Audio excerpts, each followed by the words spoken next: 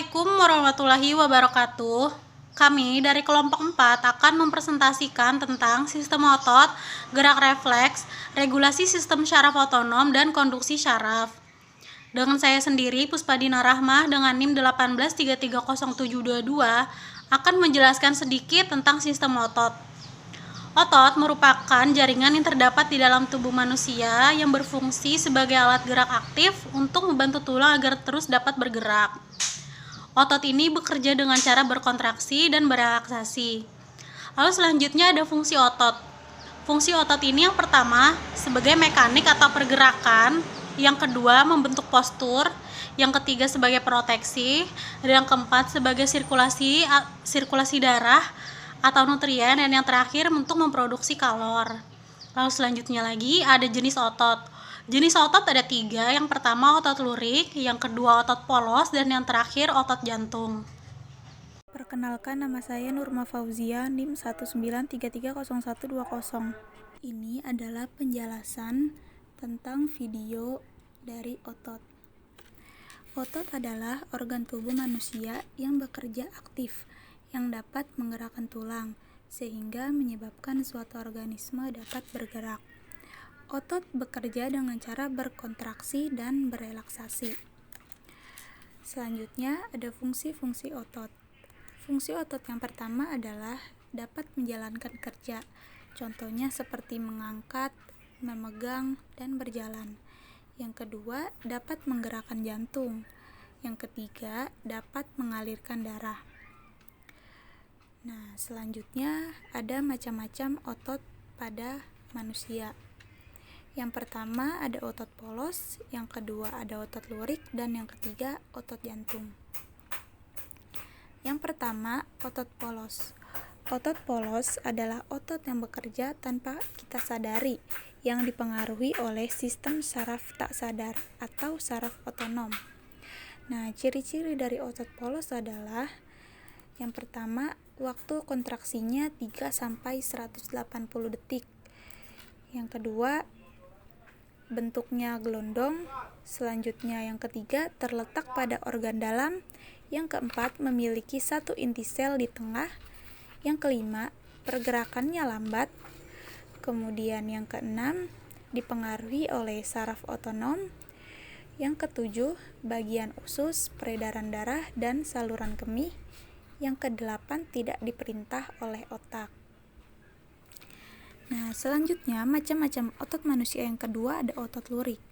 Otot lurik adalah otot yang menempel pada rangka tubuh manusia yang digunakan dalam pergerakan.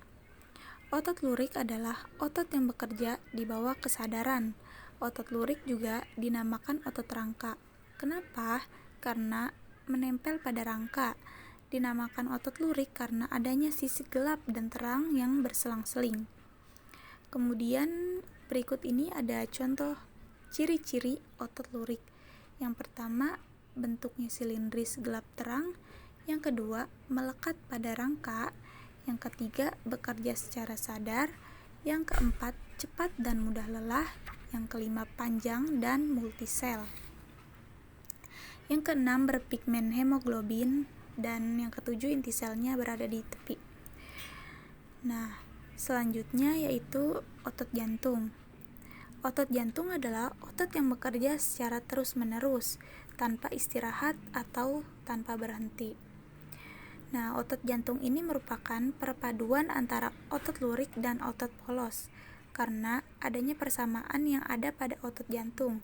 Misalnya sama-sama memiliki sisi gelap dan terang, terus juga sama-sama memiliki inti sel yang berada di tengah. Otot jantung berfungsi dalam memompa darah ke seluruh tubuh. Otot jantung bekerja di bawah kesadaran manusia. Syaraf yang mempengaruhi otot jantung adalah saraf simpatik dan saraf parasimpatik. Nah, berikut ini adalah ciri-ciri dari otot jantung. Nah, yang pertama, bentuknya silindris dan bercabang. Yang kedua, terletak pada jantung. Yang ketiga, memiliki satu inti sel di tengah. Yang keempat, bekerja tanpa sadar. Yang kelima, bekerja secara terus-menerus. Sistem gerak-gerak merupakan salah satu sistem koordinasi tubuh yang melibatkan berbagai organ dan jaringan dalam tubuh. Terjadinya gerak biasanya meliputi indera saraf dan otot. Gerak terbagi menjadi dua, yaitu gerak sadar dan gerak refleks. Gerak sadar merupakan gerak yang dilakukan secara sengaja atau disadari. Contohnya, gerakan saat kita mengambil buku saat ingin membaca, atau gerakan saat kita mengambil pensil saat ingin menulis. Lalu selanjutnya ada gerak refleks. Gerak refleks merupakan gerak yang dilakukan tanpa disadari atau disengaja. Contohnya seperti saat kaki kita menginjak benda yang tajam atau paku, otomatis kaki kita akan mengangkat. Atau gerakan tangan saat kita memegang benda yang panas.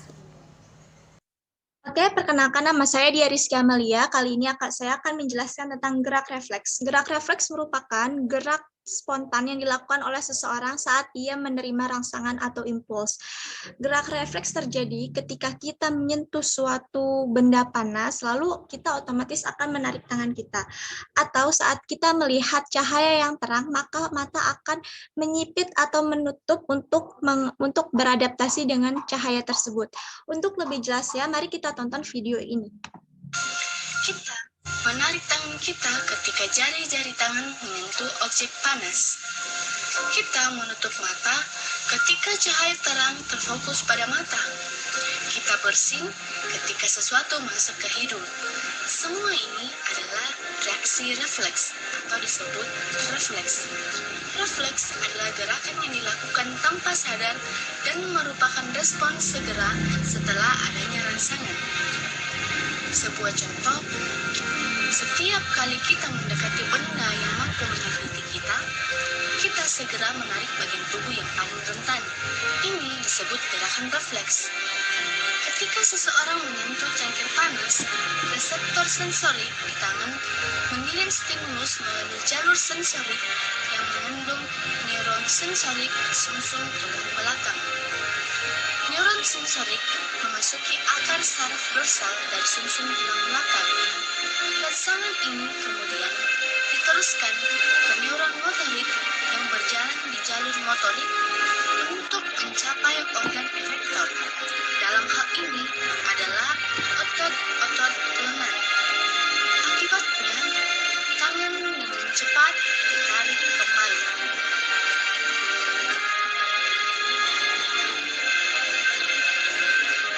Neuron sensorik atau reseptor mengambil rangsangan kausal ke CNS atau sumsum tulang belakang, neuron motorik atau efektor, neuron rangsang, dan gerakan yang dilakukan sebagai respon terhadap stimulus bersama membentuk lengkung refleks.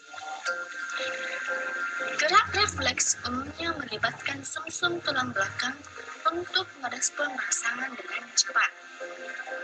Gerak refleks tidak dikendalikan di otak, namun gerakan apa yang terjadi secara refleks bukan berarti tidak diketahui oleh otak.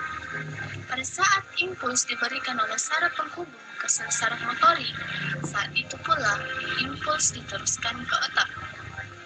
Dengan cara ini, sesaat setelah gerak refleks, kita langsung mengetahui apa yang terjadi. Otak kita lalu memahami apa yang harus dilakukan untuk menghentikan rasa sakit tersebut. Oke, setelah menonton video tersebut, maka kita dapat mengetahui urutan proses terjadinya gerak refleks itu dimulai dari rangsangan, lalu ke neuron sensorik, lalu ke sumsum tulang belakang, lalu ke neuron motorik, dan yang terakhir adalah efektor. Saraf pusat itu ada dua, otak dan sumsum tulang belakang, yang fungsinya mengatur dan mengendalikan semua aktivitas tubuh. Meningens atau selaput pelindung sistem syaraf pusat ada tiga. Yang pertama piameter, lapisan dalam atau pembuluh darah. Yang kedua arachnoid atau lapisan tengah. Yang ketiga durameter atau lapisan luar. Otak terdiri dari dua belahan atau hemisfer. Pada tali spinal, jalur antara otak dan sumsum tulang belakang ada pindah silang. Maksudnya, otak kiri untuk tubuh sebelah kanan, otak kanan untuk tubuh sebelah kiri. Daerah otak ada tiga, depan, tengah, dan belakang. bagian otak ada 3 otak besar atau cerebrum, otak tengah atau mesencephalon, dan otak kecil atau cerebrum. Nama saya Hima Jija, NIM 19330062. Saya dari kelompok 4 akan melanjutkan penjelasan dari teman saya. Nah teman-teman, sistem saraf pusat itu tidak hanya mempersarapi otak, tetapi juga mempersarapi sumsum tulang belakang, yang mana merupakan lanjutan dari medulla oblongata, yaitu ruas kedua dari tulang pinggang. Nah, berfungsi sebagai pusat gerak refleks yang akan menghantarkan impuls dari otot menuju ke otak. Kemudian membawa impuls motorik dari otak menuju ke otot tubuh. Nah, di tulang punggung ini terdapat sumsum dan juga cairan cerebrospinal. Berbentuk seperti potongan melintang dan terbagi menjadi 2 bagian, yaitu bagian yang pertama, bagian tepi yang berwarna putih, dan bagian yang kedua itu bagian dalam yang berwarna abu-abu dan berbentuk seperti sayap. Sayap yang mengarah ke arah perut itu disebut dengan sayap ventral sebagai badan neuron motorik. Sedangkan sayap yang mengarah ke area punggung itu disebut dengan sayap dorsal sebagai badan neuron sensorik. Saat itu ada sistem saraf perifer atau sistem saraf tepi. Nah, ini adalah lanjutan dari neuron membawa impuls menuju ke sistem saraf perifer. Kemudian aferen itu akan membawa impuls dari reseptor menuju ke perifer. Nah, setelah di perifer ini akan dilanjutkan kembali menuju ke efektor. Nah, teman-teman, sistem saraf perifer atau sistem saraf tepi ini terbagi menjadi 31 pasang sistem saraf spinal dan 12 pasang sistem saraf kranial. Berdasarkan asalnya itu dibagi menjadi 5 bagian.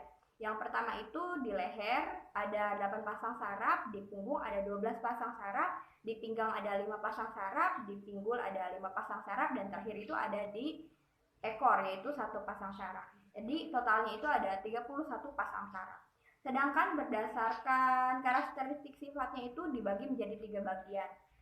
Yang pertama itu ada sensorik, dari nomor 1, 2, dan 3, kemudian ada motorik, dari nomor 3, 4, 6, 11, dan 12. Kemudian ada gabungan yaitu antara motorik dan sensorik yaitu nomor 5, 7, 8, 9, dan 10. Ini adalah saraf kranial yang memiliki 12 pasang saraf. Yang pertama itu saraf olfaktori, yang kedua saraf optik, ketiga saraf okulmotor, yang keempat ada saraf troklear. Yang kelima ada saraf trigmenial, yang keenam ada saraf abdusen, yang ketujuh ada saraf facialis. Yang kedelapan ada saraf vestibulokoklear, yang kesembilan ada saraf logosfaringeal, yang kesepuluh ada saraf vagus, 11 ada saraf aksesorius, dan 12 ada saraf hipoglossus. Sedangkan ini adalah saraf spinal yang memiliki 31 pasang saraf. Yang pertama itu ada di leher 8 pasang saraf, yang kedua di punggung 12 pasang saraf, yang ketiga di pinggang yaitu 5 pasang saraf, di pinggul 5 pasang saraf, dan terakhir itu ada di ekor 1 pasang saraf. Jadi totalnya itu ada 31 pasang saraf. Sistem saraf otonom dibagi menjadi 2 yaitu simpatis dan parasimpatis. Sistem saraf simpatis ini adalah bagian yang utama di sistem saraf otonom. Fungsinya itu untuk mengaktifkan respon dari lawan. Saraf ini digambarkan sebagai saraf antagonis terhadap parasimpatis. Ditemukan pada sumsum tulang belakang. Sedangkan sistem saraf parasimpatis ini adalah bagian antagonis lain dari sistem saraf otonom. Fungsinya itu untuk mengendalikan visceral sambil mengendalikan jaringan lainnya. Nah, sistem saraf ini tidak pernah mengaktifkan atau tidak pernah bermaksud untuk mengaktifkan sistem pemeliharaan.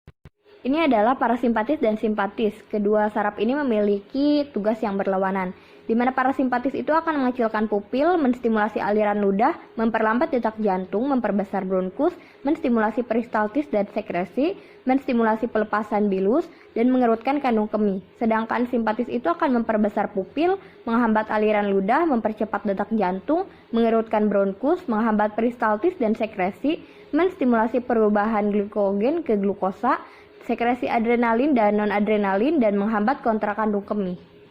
Perkenalkan, nama saya Siti Dario Manap dengan NIM 18330730. Di sini saya akan mencoba menjelaskan tentang sistem saraf pusat dan sistem saraf tepi.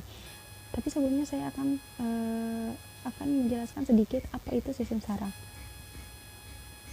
Nah, Sistem saraf adalah sistem yang punya fungsi untuk menerima informasi, kemudian untuk mengolahnya dan menganalisanya, dan kemudian untuk memberikan respon apa yang harus dilakukan oleh tubuh kita.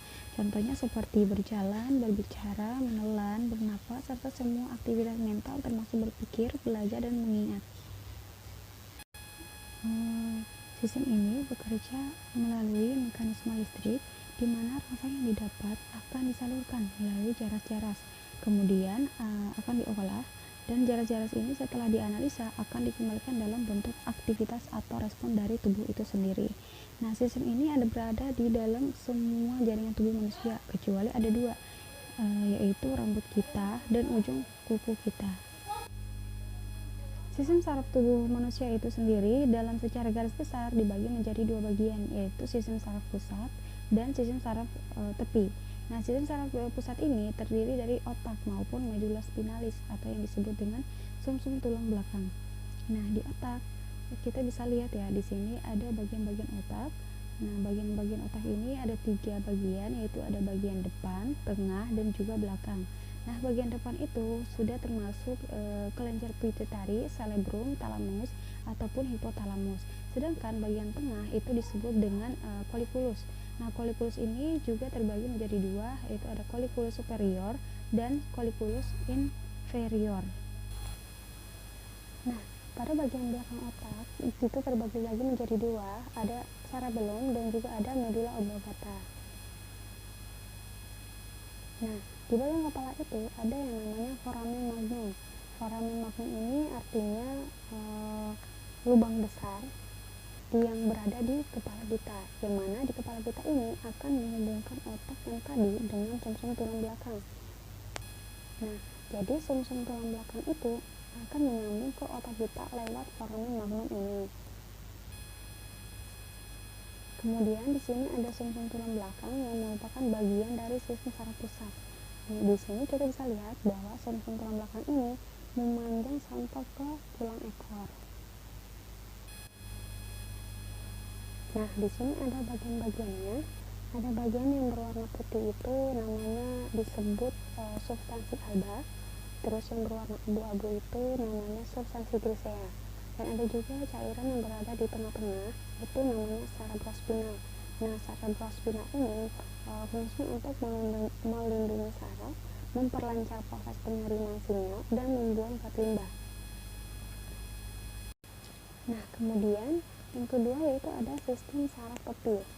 Nah, sistem saraf tepi ini terbagi menjadi 2, yaitu saraf sensori-somatik dan saraf sensori otonom. Untuk saraf sensori-somatik ini terbagi menjadi 2 juga, ada saraf kranial yang berjumlah 12 pasang dan ada saraf spinal yang terdiri dari 31 pasang. Nah, di sini kita bisa lihat, jadi saraf kranial ini ada bagian-bagiannya dan setiap pasang ini mempunyai fokusnya masing-masing. Sedangkan pada saraf spinal di sini ada 31 pasang dan ini letaknya ada di dekat atau menyambung dengan sumsum tulang belakang. Selanjutnya di sini ada saraf otonom. Saraf otonom adalah bagian saraf tepi yang berfungsi sebagai visceral tubuh atau organ dalam yang terletak di medulla spinalis, batang otak, dan hipotalamus. Kemudian saraf otonom ini ada 2, yaitu saraf simpatik dan saraf parasimpatik, di mana saraf simpatik ini berfungsi untuk mempercepat atau merangsang kerja organ. Sedangkan parasimpatik ini memiliki fungsi yang berkebalikan dengan fungsi sistem parasimpatik, yaitu memperlambat atau menghambat kerja organ.